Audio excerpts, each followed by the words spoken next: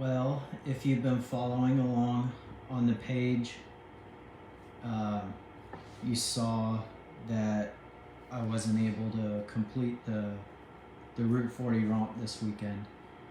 And I usually try and let everything sink in and decompress and digest all of it before I try to do like a race report or give my thoughts on something. But given the nature of how this weekend went, I wanted to capture it all and talk about it while it was all fresh and all the emotions are still fresh.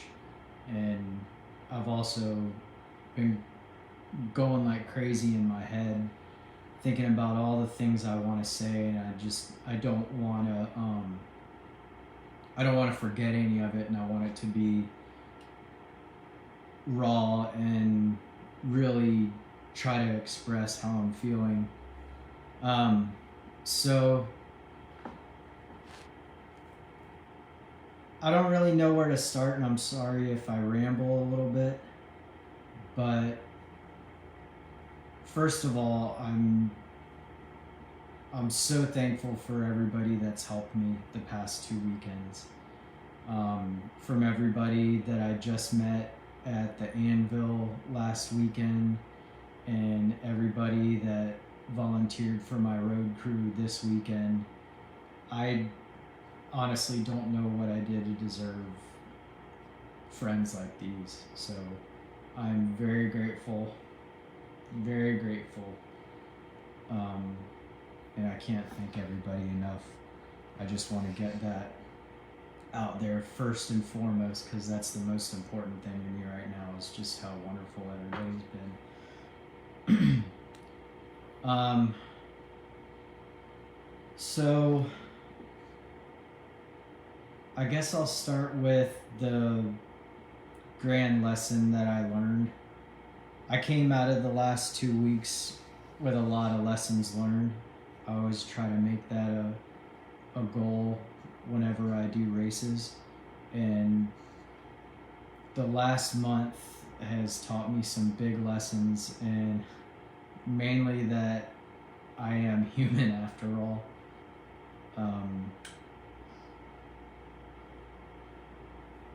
I swung for the fences big time. Last year, I knew I wanted to do the Route 40 romp again because it took me 38 hours last year. And I was destroyed by the end of it. And I really wanted to make a showing, and I wanted to see myself do better. I saw myself do it, but I wanted to see myself do it well. So I signed up for it. And I also, after doing a couple Ironmen, I knew I wanted more from it. Not that an Ironman isn't hard, it is, but I wanted more from it. I wanted to experience more and go farther and work harder, and I wanted to go through that process in a triathlon. So I found the Double Anvil, and I really wanted to do that. And I saw that they were on back-to-back weekends. And me being me, I signed up for both of them, told myself I was going to train my ass off, and I really wanted to make it a goal, not just to do the Route 40 romp again, but do it well, and not just to do a Double Anvil. Once they were back to back, I told myself I can do that, and I can do both of them. And just one of those is a huge task. Just one of those should be enough for someone at my capacity. In my experience, one of those should be enough to satisfy me. But I wanted to do both, and I wanted to do them both now. I didn't want to wait, so I signed up for it. And I knew March was going to be really hard. I wrote on my accountability mirror that March will be hell and to prepare.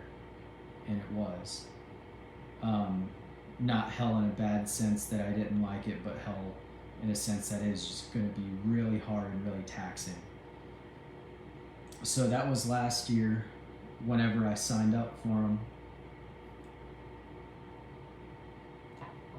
And I set out my training plan. I actually had the Daytona 100 in December, so that kind of, I was really working hard on training for that, and it paid off. I did well. I went from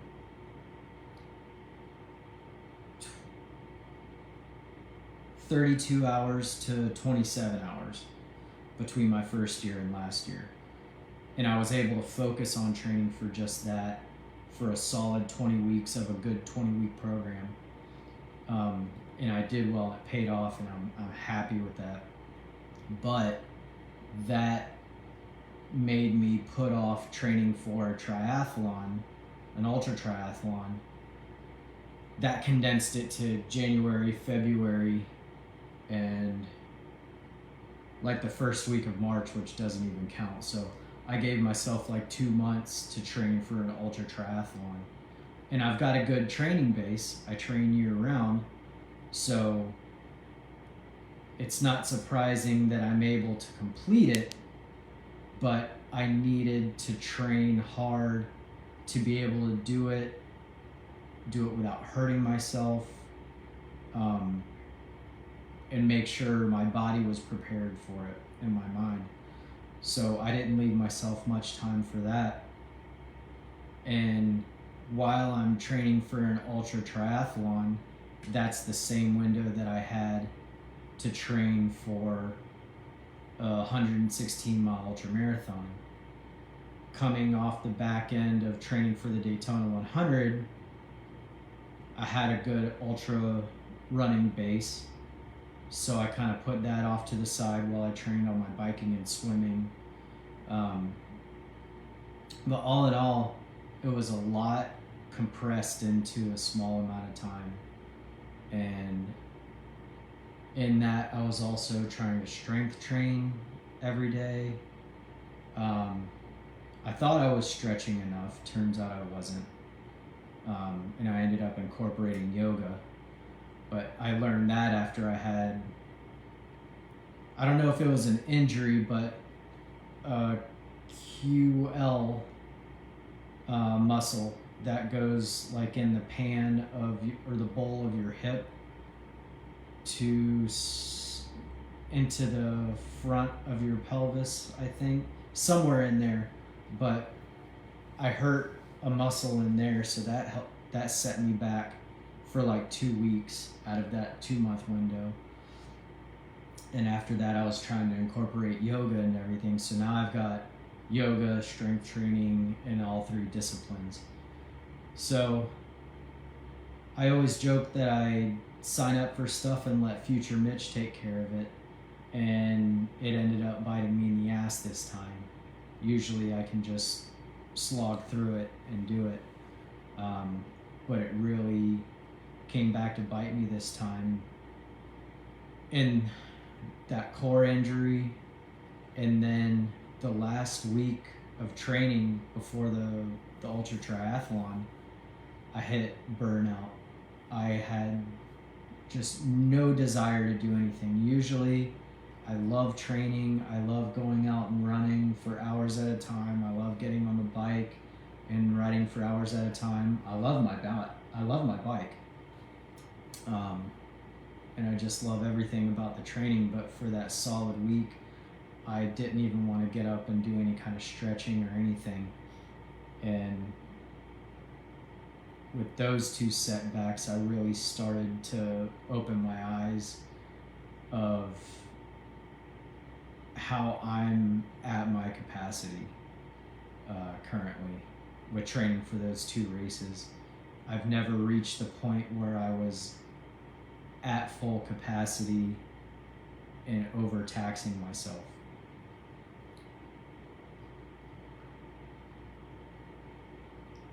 So I hit those And I ended up having an awesome week at the Double Anvil. I only got 2 months of training in, but it paid off, and I did really well. I had a great experience. I hit every mark that I wanted to hit and accomplished everything. And I told myself, with the week between those two events, I'm just going to sit, do yoga and stretch. I'm not going to do cardio or strength. I'm just going to relax. And that should be enough for me to recover before the ultramarathon. And that might sound kind of crazy, but from my perspective, I've done the Daytona 100 twice. I've done the Route 40 Romp once. I've done ultras and stuff like that.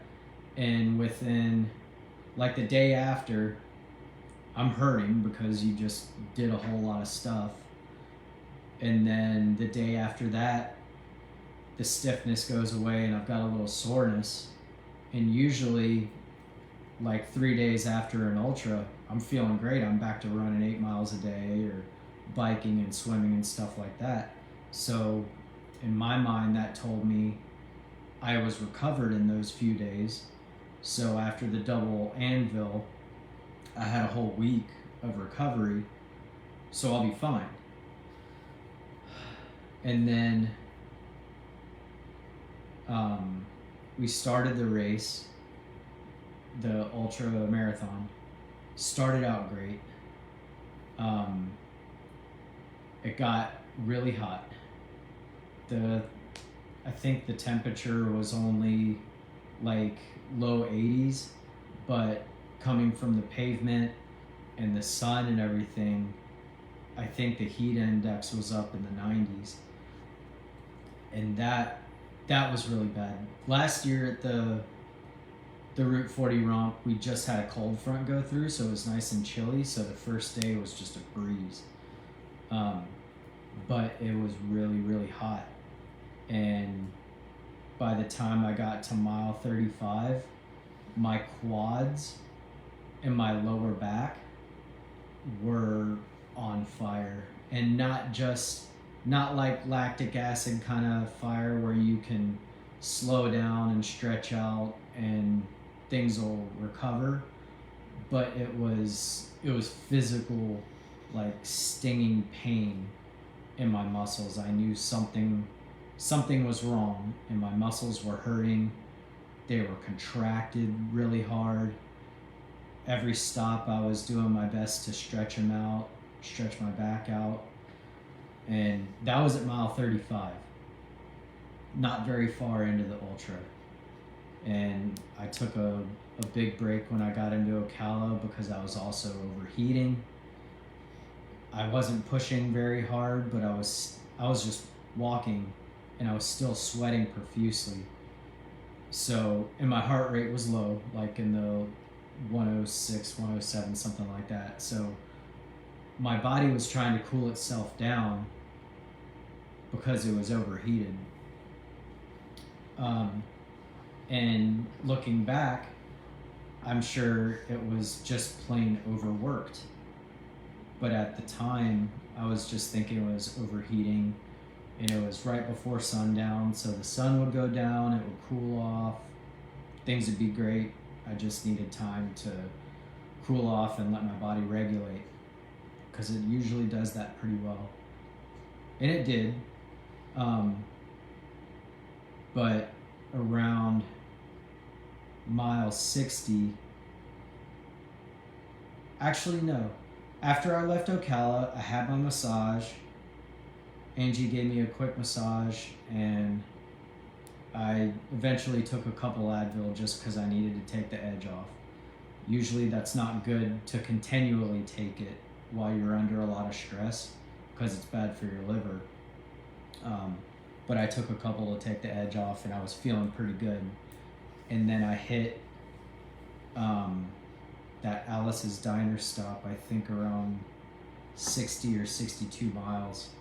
And it was hurting again. I had a hard time moving. I was stumbling a little bit because I was having a hard time bending my legs. And right around mile 70, it just felt wrong. I was staggering, I was tired, and I told Jeremy, I asked Jeremy, because he was my road crew at the time, I asked him if he could pull back a mile and meet me back there, because I couldn't even walk a mile to meet him. And he had lost service, so I ended up sitting around for a few minutes and then finishing the way to Jeremy.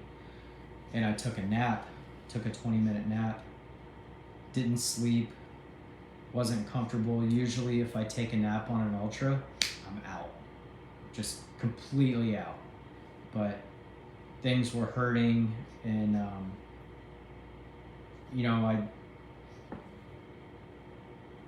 I reached the point where my body just couldn't take anymore.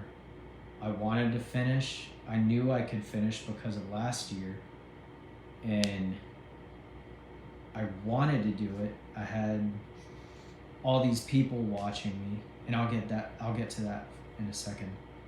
But I tried walking again, and I was doing like 22 minutes a mile, and that's with 50 miles still to go. And I knew I had it on my pace chart at that pace, at that length of time, if I could sustain it, if my legs could hold up, and if I didn't take any more naps, which are all three very unlikely, I would still be finishing close to 40 hours. And running for 40 hours it's grueling and it's dangerous. I did it last year, and it was my first time doing it, and I wanted it bad, and I pushed myself to the point of danger, and I got done, but I was faced with that decision whether I wanted to do that again this year to finish that race because I said I would do it, or to see what my body was telling me to do, and knowing I've done it before and I have nothing else to prove. So I chose to not go through with that and damage myself anymore, and just live to fight another day. It's a hard pill to swallow. I've never DNF'd before, whether it's by getting pulled off the course, which I would rather be pulled off the course than have to take myself off the course. But it was really hard to make that conscious decision to take myself off and to try and do what's best for me, as much as I didn't want to. But that's what I ended up doing, and I don't regret it because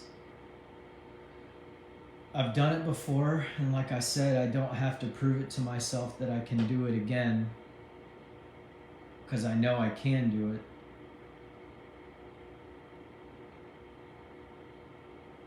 I'm not sure where I was going with that. I kind of lost track for a second. But it's hard. It's hard to make that conscious decision. No, it's hard to make that conscious decision to pull myself off the course and take my lumps and accept my fate, and especially as the last person standing, because everybody else had dropped out. It was on me to be able to finish, so we could at least have one finisher this year, and have my name in the books as the winner. That would have been cool. But it was a hard pill to swallow to admit defeat, because it's hard to admit physical defeat without feeling like it's a mental defeat too. I feel like I did the right thing, so I don't regret it. And if I was still out there now, I would probably, see, it's 2 o'clock. I would probably only be around mile 85. Maybe 90. I don't even know if I would be at 90 right now. And that leaves 26 miles left. That leaves a whole marathon hobbling at 22 minutes a mile. So that's dangerous territory. It's one thing if you're moving for that long and you're still moving well and you're healthy, but when you're not healthy and you're not moving well, that's when bad things start to happen. So all those things I had to think about. And when I was sitting there, before I made that decision, I always write on my accountability mirror and I post pictures of it, because that's what accountability is. You make goals and then you tell everybody about it, and that keeps you accountable. It keeps you from backing out, making excuses because nobody's looking. Nobody knows I'm going to be trying to do this, so they'll see I went this far and that's fine. That's what accountability is for me. But I made a couple goals, to find balance, find peace, and forgive myself. Those are 3 things that I struggled with when I was trying to cram in all of that training into those 2 months before the Double Anvil. And I felt bad, like I was doing something wrong by taking a rest whenever I really needed to be working to train for it. I realized that for the first time in my life, I was overworking myself, and my body was telling me to do something different, to slow down or stop. So I made those commitments to myself to find balance, find peace, and forgive myself. And that's what finally made me make the decision to drop out of the race.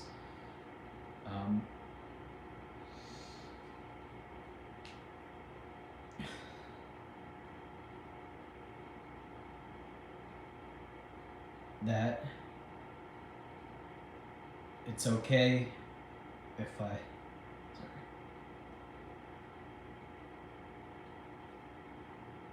it's okay if I drop out of the race, because there is a difference between physical defeat and mental defeat and taking care of yourself. And I'm really trying to do those 3 goals that I made, and this was a big first step in that direction. To doing those is to know when to quit. And I hate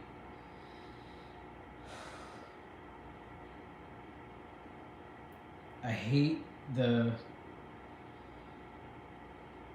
fact that I quit, because that's not me, that's not what I do.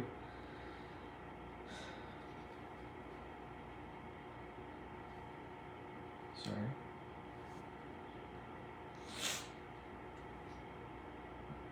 Because I'm supposed to be this crazy person that can do all these things.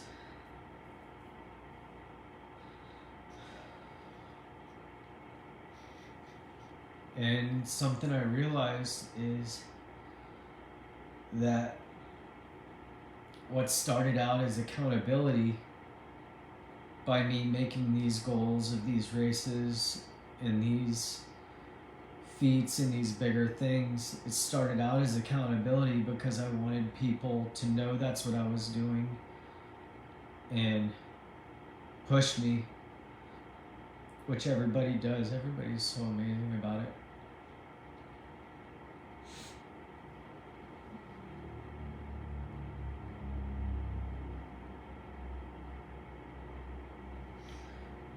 But what I ended up doing is turning accountability into pressure.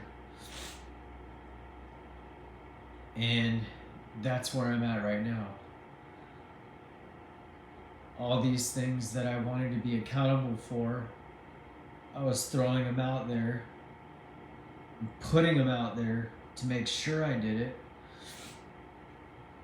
And I think I lost some.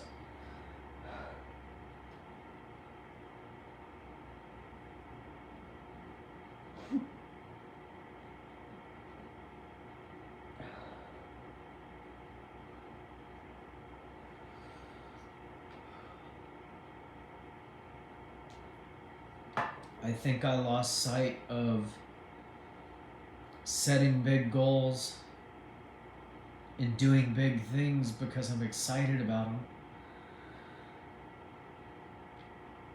And I want to do them. And I think it's fun. And I think it's amazing. And it gives me confidence. I think I went from that to going through the process just to go through the process just so I can keep going further and bigger. And I really need to reassess before you get any thoughts in your head. I'm not done doing this stuff. I'm not going to stop doing this stuff. That's just not going to happen. But what I'm doing, what I need to focus on is finding that balance, setting these big goals and doing these things, but doing them in the right time, giving myself time to build up to it, to make myself stronger, physically and mentally, and to make sure that while I'm doing it, it's still something that I enjoy. And I think I passed that point in the last several months when I signed up for these big races and left it up to my future self to take care of it. Sorry, I lost track. I set myself up to take care of it in the future and not give myself a good plan now, and I need to reel that in. I need to just stop throwing myself into these things because I think it's funny, which it is, but just because I think it's funny and that no matter what it is, I can do it because I'm tough enough physically and mentally. But what I've learned in the last few months is just how human I am. And it sucks.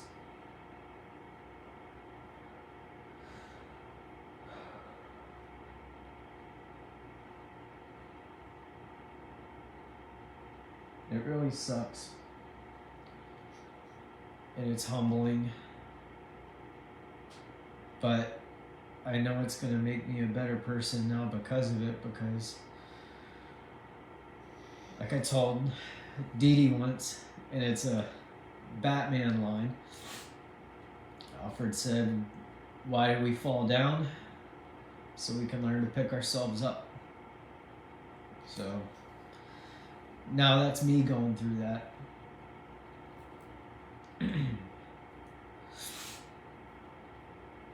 And I think that's everything that I wanted to say about it. I've been thinking about it all morning.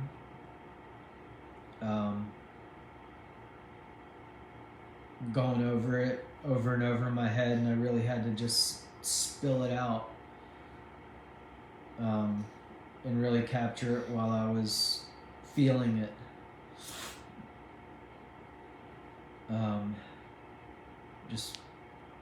I did one thing that I hate about myself, and that's I did I started doing this, and I keep doing this to cope with and channel these struggles that I have with my mental health. And it's a good outlet, and it's a healthy outlet. It's usually a healthy outlet. And it's a good thing for me. But I went too far, and I let the things that I struggle with mentally and emotionally, I let them take over and control what I was doing rather than the other way around. And that's a really big lesson for me. And I'm glad that everybody is here to support me through it. And I hope, if anything, that this can be a learning experience for everybody else too, in some way. Not to not do hard things, because if you don't do hard things, you're not going to learn about yourself. But just make sure you're doing them the right way. And doing what's right for you. So I think that's everything I wanted to talk about. I don't know if I'm going to do a race report for this race, just because I went over a couple things that I wanted to go over, and there's nothing really more to say about it. There was some fun parts of it in the beginning, and I'll talk about it like at the next Ocala Triathletes Club meeting, or if we run into each other out and about, now that I can finally go out and about and do stuff and not turn down invites because I have a 50-mile run in the morning. I'll tell you all about it, but I think for now I'm done thinking about this weekend, and I just need to decompress a little bit. And I look forward to seeing everybody again as a normal person, trying to work on that life balance that I'm really trying to focus on.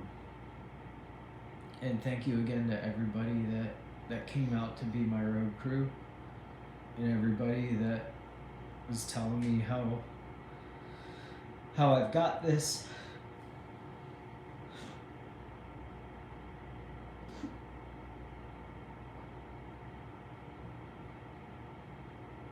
And how encouraging everybody is. I really appreciate it, and it means a lot. And it really is one of the biggest things that keeps me going.